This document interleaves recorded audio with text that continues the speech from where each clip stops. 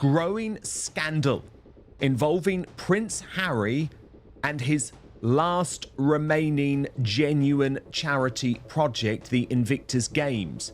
But is it really a charity project at all? This is the very reason why everyone who originally worked on and set up Invictus no longer works there. Have you ever wondered why a charity facing growing questions seemed to receive far less attention than a lifestyle brand launching with perfect timing? While the world focused on Prince Harry and the Invictus Games controversy, another story was quietly unfolding behind official paperwork and public filings. Has to go to Birmingham this summer. He has to drum up some sort of business because at this point, A, it's just embarrassing. And B, yes, government funds are supposed to cover about half, but the other half are supposed to come from private companies and private individuals. And nobody's dropping a dime anymore because they are also saying, how come this costs so much? Some royal commentators believe the real mystery was never in the headlines, but hidden between the dates themselves. And once those dates are connected, the picture becomes much harder to ignore. Final traces of Prince Harry and Meghan Markle from the British royal family are being erased, and this is far more significant than just the destruction of their former home. Harry and Meghan have actively been trying to replicate the very life that they had supposedly walked away. Everything changed when Meghan Markle unveiled her new lifestyle brand with carefully crafted images of flowers, homemade products, and a fresh beginning. But only weeks later, California authorities declared the Archwell Foundation delinquent over filing issues, creating a striking contrast that immediately fueled public debate. And now I think the story really is, over the last 5 years, how they have sought to make their fortune. We are witnessing the collapse of the Harry and Meghan project in real time. Critics questioned the timing, while supporters dismissed it as a simple administrative mistake. Yet for many observers, this was only the beginning of a much bigger story. Attention soon shifted toward the financial side of the Sussexes' charitable projects as reports raised questions about donations, expenses, and long-term sustainability. Had been dubbed Duchess difficult again. There have been allegations of bullying. Tyrant in high heels. But I have to just say, anyone who has doubted me over the past decade about this evil woman now needs to eat some humble. Public filings suggested spending had outpaced fundraising during certain periods, leading critics to wonder whether donor confidence had started to fade. Others argued that charities often experience financial fluctuations. And Meghan Markle seem convinced as ever that they can do whatever the heck they want without consequences as they show off their bratty defiance. Still, the growing discussion made one question impossible to avoid: where was everything heading? Another controversy emerged over the foundation's governance structure after nonprofit watchdogs reportedly noted the lack of independent board members.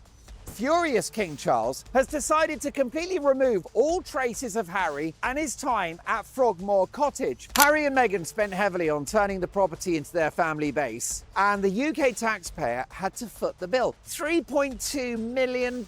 This is money that the British people don't have. Some experts argued that stronger oversight helps build public trust, while others insisted the organization remained legally compliant. The debate quickly expanded beyond personalities and into accountability itself. Last remaining genuine charity project, the Invictus Games.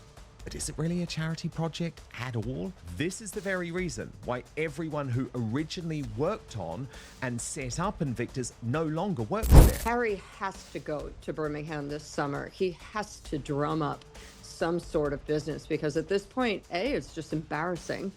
And B, yes, government funds are supposed to cover about half, but the other half are supposed to come from private companies and private individuals. And nobody's dropping a dime anymore because they are also saying, how come this costs so much money? As more people examined the paperwork, curiosity only continued to grow. The discussion became even more intense after allegations surfaced regarding an independent audit that critics claimed had never been publicly produced despite repeated requests. These claims remain part of ongoing public debate and are not established facts, but they sparked fresh questions about transparency. Supporters argued there could be legitimate explanations, while critics viewed the silence differently. And now I think the story really is, over how the last 5 years, how they have sought to make their fortune. We are witnessing the collapse of the Harry and Meghan project in real time. The missing answers only added another layer of mystery. Then came another unexpected move as Archewell announced a restructuring under a fiscal sponsorship model. Official statements described the change as an expansion of philanthropic work, yet some commentators allege the new structure could reduce public disclosure. Whether strategic planning or simple organizational evolution, the timing attracted enormous attention. For many royal watchers, the puzzle seemed to be getting even more complicated.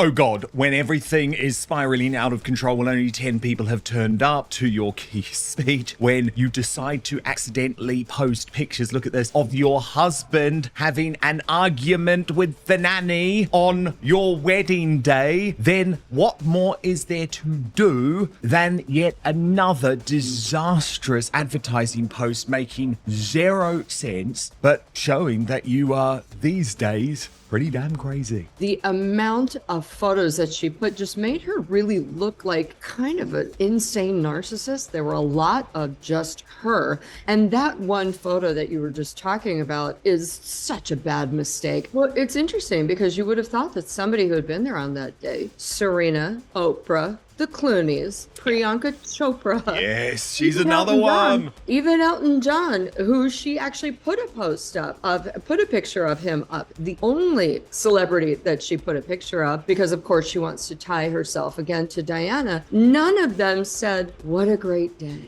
or "Wow, what a magical wedding," or "I still think about it." You know, no one said anything. And it is just getting quite sad. And again, you know, I kind of are like, oh girl, knock it off. Like, it's getting very cringy. Behind the scenes, reports of senior staff departures added fuel to the speculation. Several experienced figures reportedly left the Sussex organization over the years, prompting endless theories about internal challenges. No official explanation has confirmed the reasons, but critics argued the pattern reflected deeper issues, while supporters pointed to the pressures of working under constant global scrutiny. Whatever the truth may be, the exits left many unanswered questions behind. In the end, this story is less about one document or one controversy and more about public trust itself. Allegations, financial reports, regulatory actions, and speculation have combined to create one of the most debated chapters in Harry and Meghan's post-royal journey. Until more information becomes available, opinions will remain deeply divided. But perhaps the biggest mystery isn't what has been revealed, it's what still remains hidden from public view.